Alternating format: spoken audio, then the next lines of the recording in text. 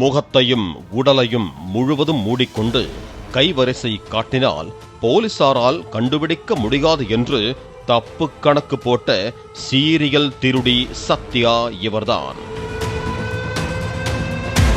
சென்னை போரூர் காரம்பாக்கம் புத்தர் காலனியைச் சேர்ந்த தனியார் நிறுவன ஊழியர் ராதிகா. இவர் கடந்த 7ஆம் தேதி காரம்பாக்கம் பேருந்து நிறுத்தத்தில் இருந்து மாநகர பேருந்தில் பயணித்துள்ளார்.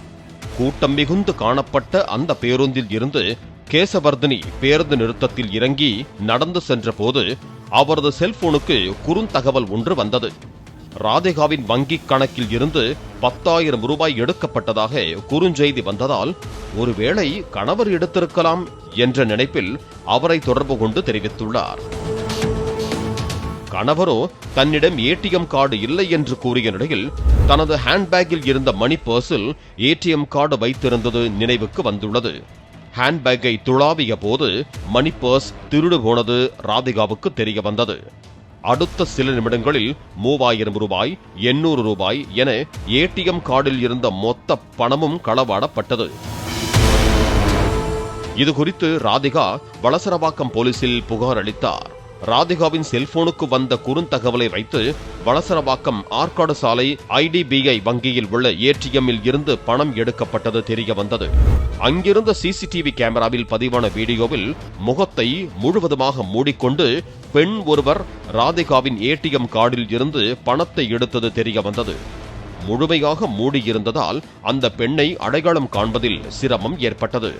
அவரது வீடியோவை சென்னை காவல்துறை குற்றப்பிரிவு போலீசார் பயன்படுத்தும் போட்டோ மேட்சிங் வாட்ஸ்அப் குரூப்பில் பதிவு செய்து விசாரித்தனர். அந்த பெண்ணின் உடல் மொழியை வைத்து அவர் ஏற்கனவே பல்வேறு குற்ற வழக்குகளில் தொடர்புடையவராக இருக்கலாம் என்று போலீசார் சந்தேகித்தனர்.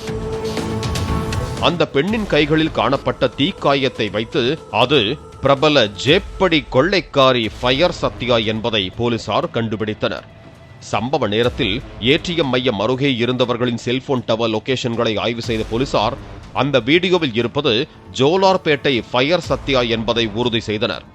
ஜோலார்பேட்டை போலீசாரின் கண்களிலிருந்து தப்பி குன்றத்தூரில் வாடகைக்கு வீடு எடுத்து வசித்து வந்த சத்யாவை சுற்றி வளைத்து கைது செய்தனர்.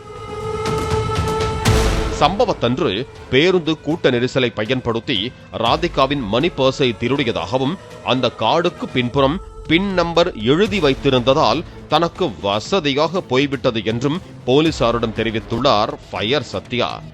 தீ விபத்து ஒன்றில் உடலும் முகமும் கருகிய நிலையில் தன்னுடைய உருவத்தை மறைத்து சமூகத்தில் வலம் வரும் சத்யா இதற்கு முன்பு மாம்பலம் ரயில் நிலையத்தில் கூட்டத்தை பயன்படுத்தி பெண்களிடம் மணி பர்ஸ் மற்றும் செல்போனை திருடியதாக கைது செய்யப்பட்டவர்.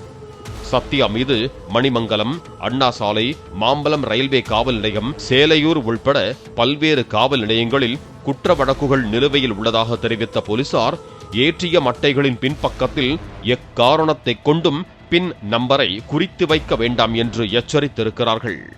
பாலிமர் செய்திகளுக்காக செய்தியாளர் வினோத்குமார் மற்றும் வேல்ராஜ்.